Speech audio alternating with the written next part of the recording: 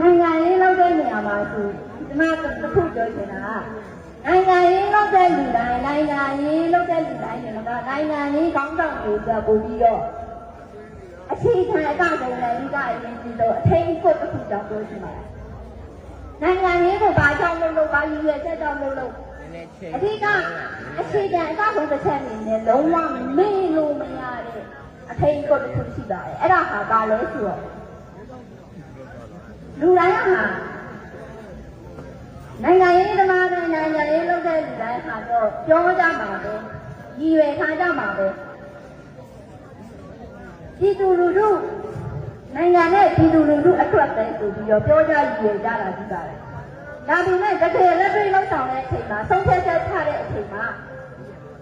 နိုင်ငံနဲ့ပြည်သူလူထုထိခိုက်နေတာဆိုတဲ့ဆုံးဖြတ်ချက်ကိုလုပ်ရမျိုးတွေမလုပ်မိဖို့ကိုယ့်ကိုယ်အမြဲတမ်းပြန်လည်သုံးသပ်နေဖို့ဒီထိန်းခုကအရင်ကြီးပါတယ်။ဘာပြောနာ